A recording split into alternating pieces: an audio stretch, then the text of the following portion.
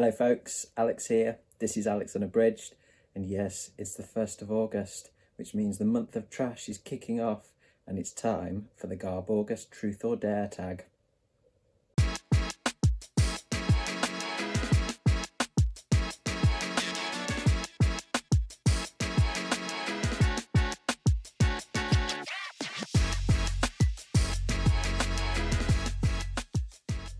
So welcome back to the channel if that is the case.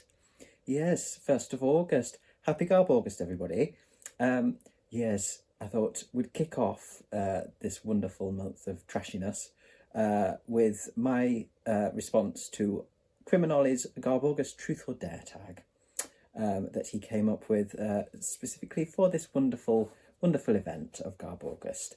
This will include some rather spicy questions and therefore some potentially slightly spicy answers from me. So now is the time to cover the ears of the kiddlywinks, get them out the room, or put some headphones on or something like that. It's composed of a number of questions, which are kind of truth questions, or some dares if there's any questions that you don't want to answer.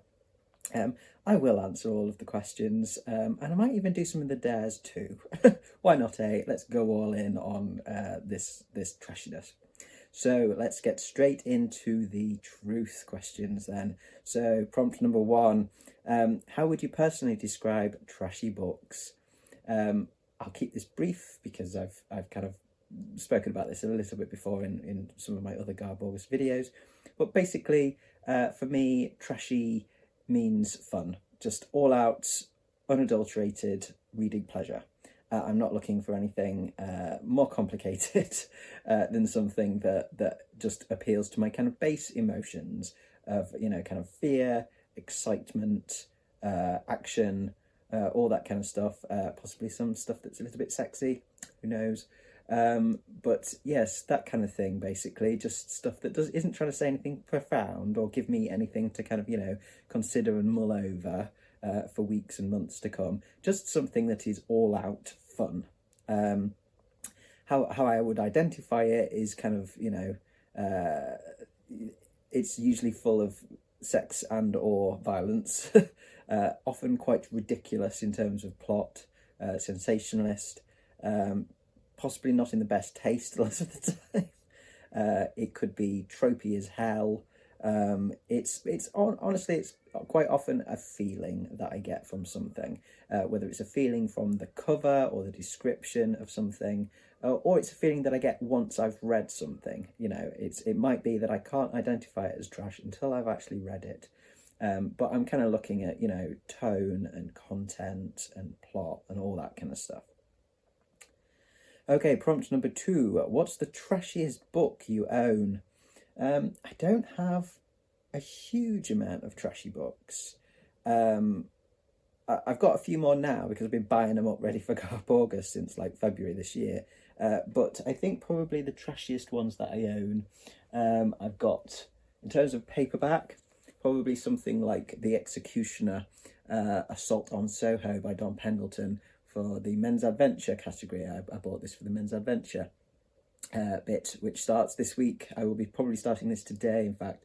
And I think this is particularly kind of a trashy cover, certainly. You know, it's got man with gun in action pose and naked ladies and one-man army, and, you know, it speaks to all of the kind of the signifiers of trashiness for men's adventure.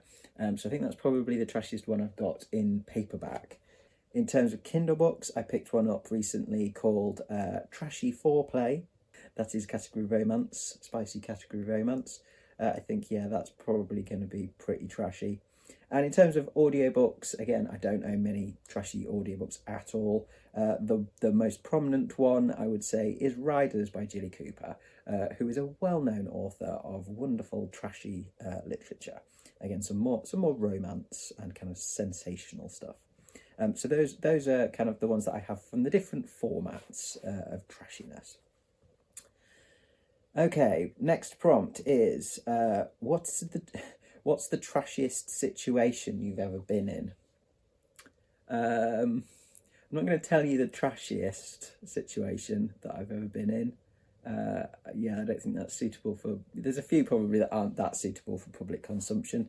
I think the one that I'm kind of happy to talk about is a night back from probably the early to mid 2000s when I was a postgrad student, and I used to run a cabaret burlesque kind of drag night at a local club.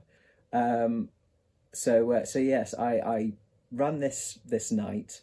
I emceed this night, which was in an absolute dive of a club in Hull, where I was doing my postgrad.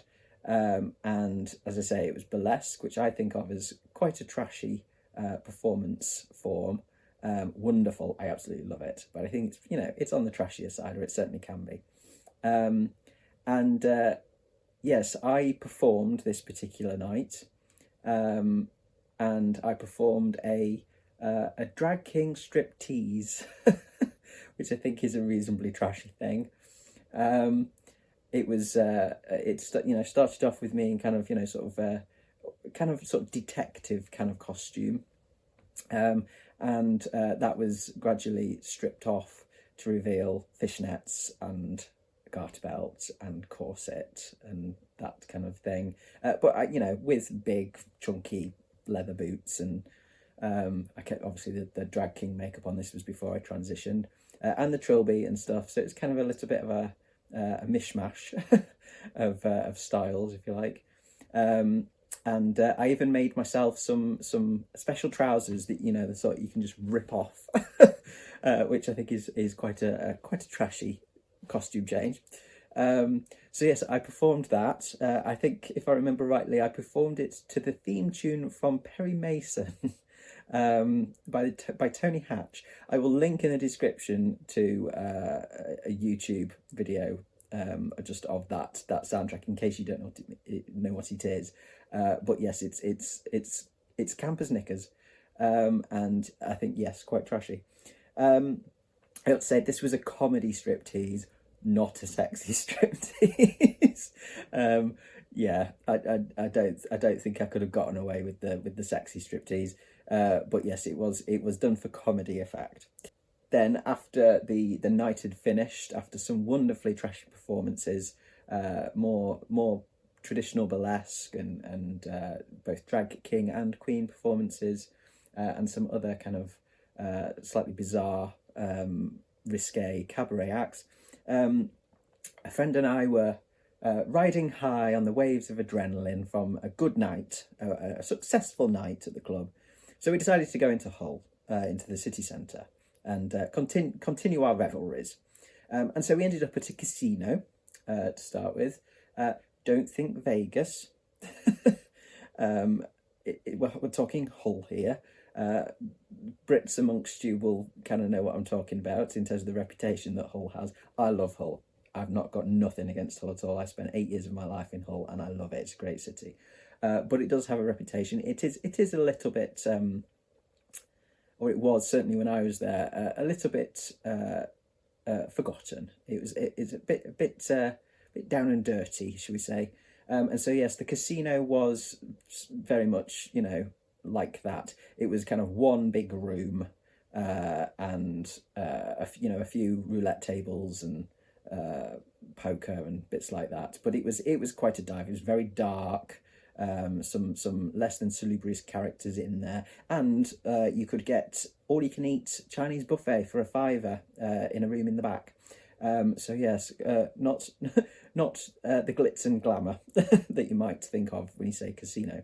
And we spent a while there, and I won a few pennies and things like that. And then as we were leaving, I happened to notice there was a gentleman's club next door. And I said to my friend, I said, have you ever been in one of these? Because I'd never been to a strip club.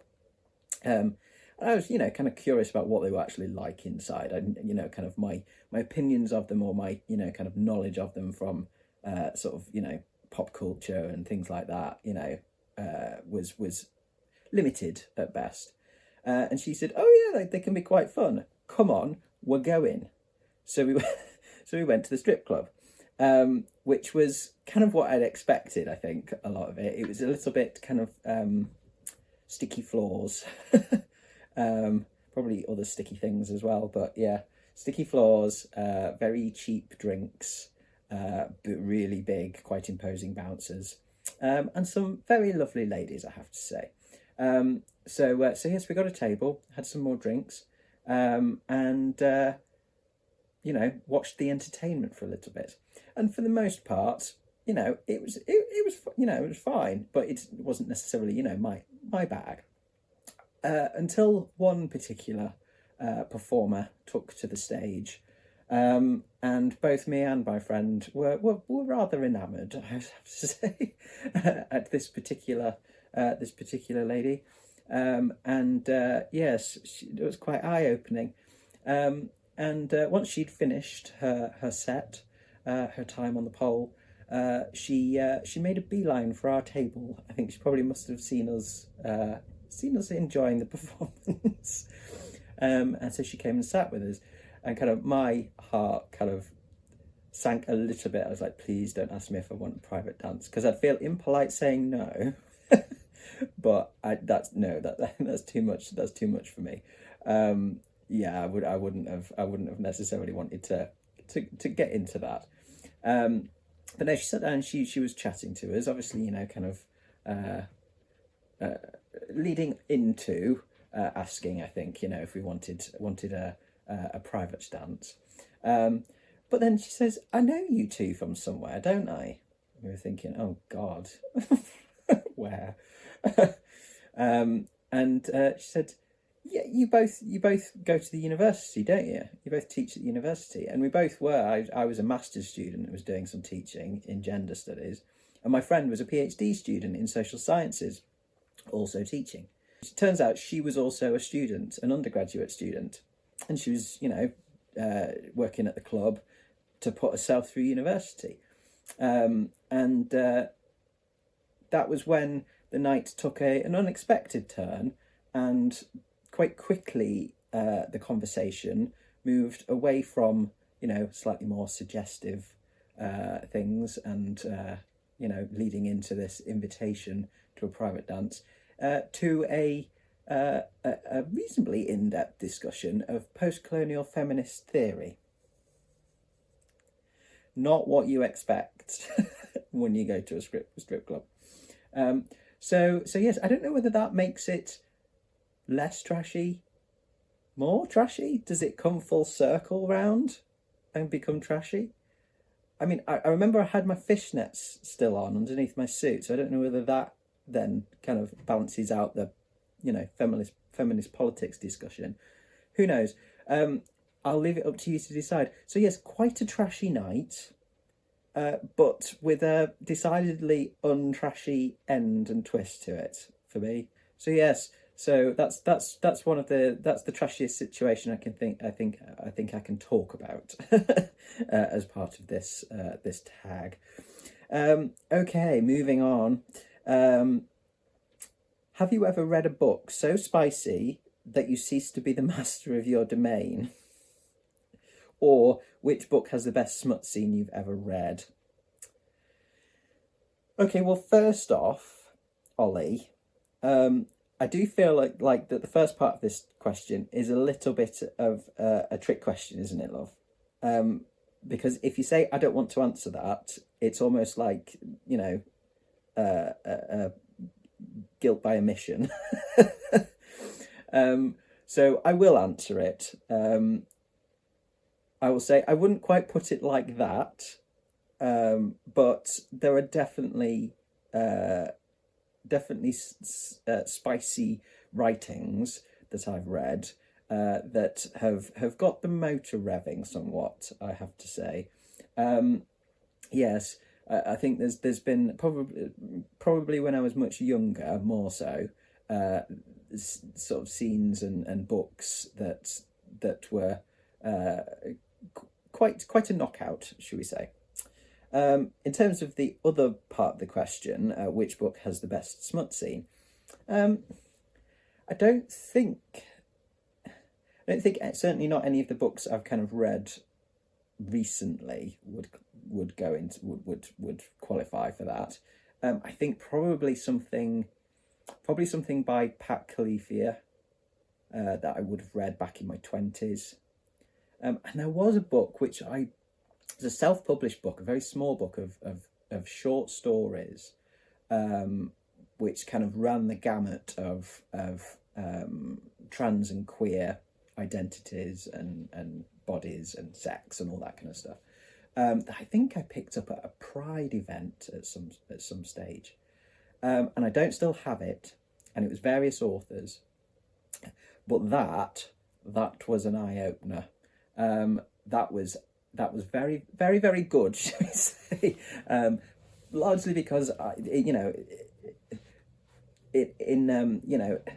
to think slightly just outside of the kind of the smut nature of it, it was representative. I was represented within that. My identity was represented within that, and kind of my physicality, should we say, and that was eye-opening in itself.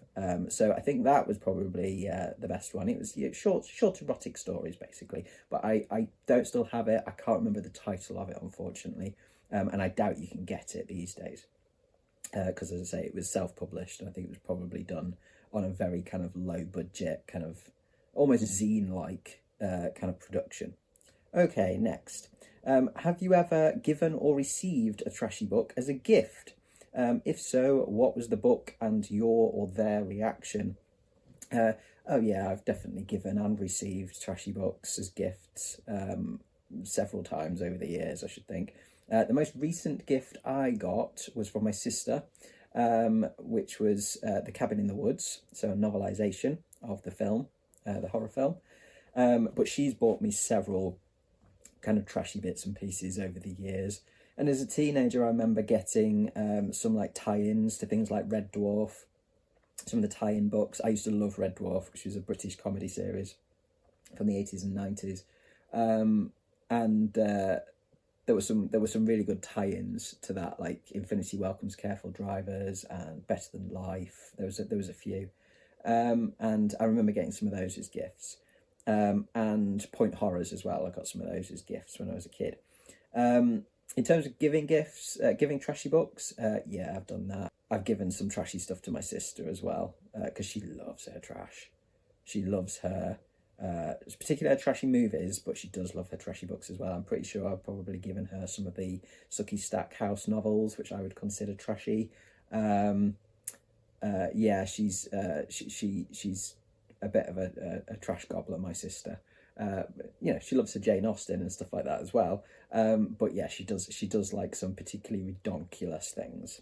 Okay, last truth question is: did you ever read trashy books from your parents' shelves as a kid?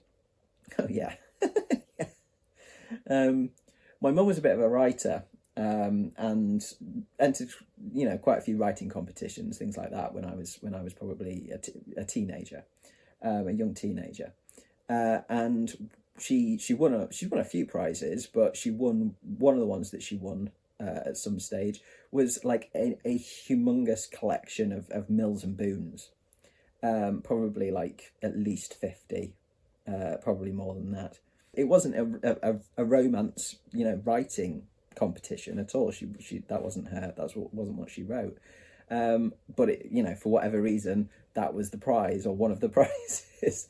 And so yeah, so this massive box of Mills and Boons turned up, and they sat on the shelves pretty much untouched for years, apart from by me. Because I was at that age where I was curious about the birds and the bees and things like that. I was probably about 13 or 14 at this time.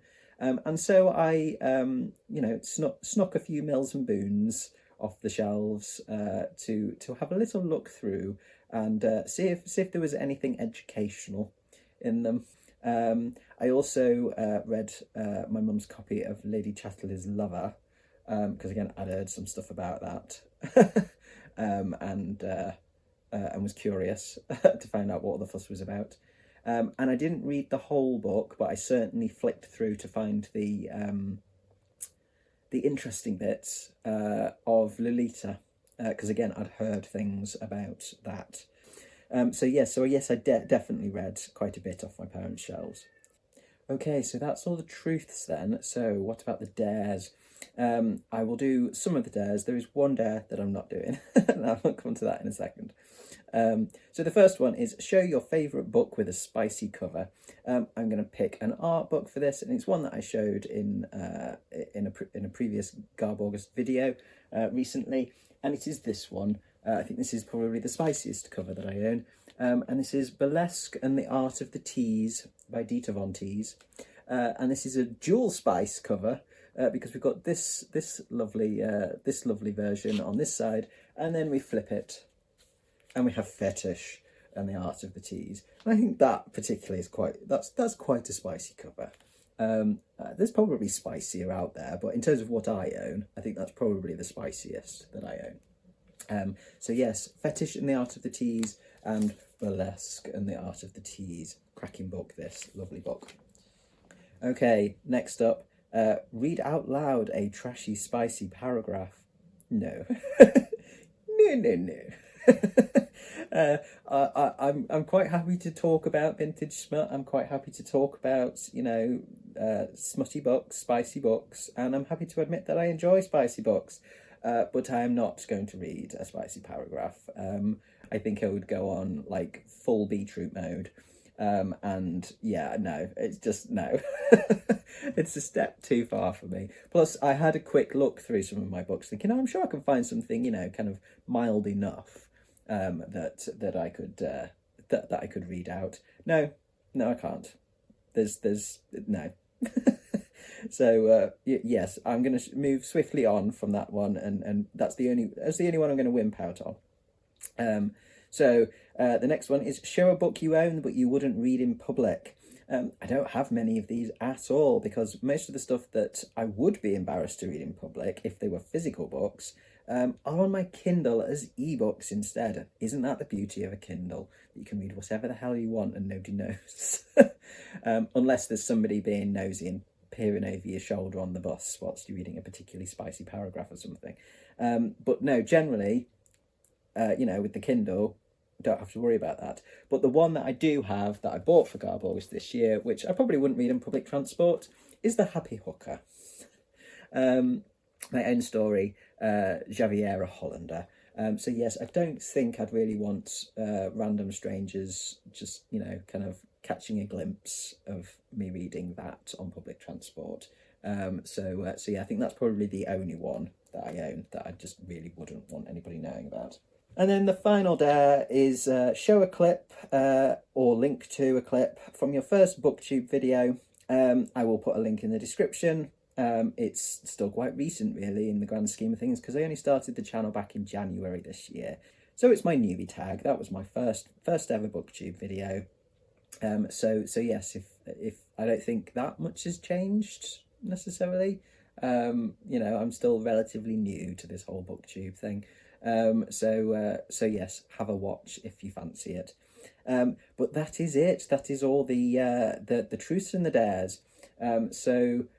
Thank you to Olly for coming up with this highly amusing and possibly slightly embarrassing tag. I won't tag anyone else. All of the wonderful GarbAugust co-hosts will have their versions of it out, or at least most of them. I think we're not it's not a contractual obligation of being a co-host that you have to do this, but I think a lot of us will have something out about it, so check those out. They will no doubt be highly amusing, and if you fancy giving it a go yourself, then please do jump on in. It is quite an amusing tag to do. So I will stop rambling for now, and I will leave you to your trash. Thanks very much for watching today, folks. If you enjoyed this video, please do consider giving me a like and subscribing for more content coming very soon.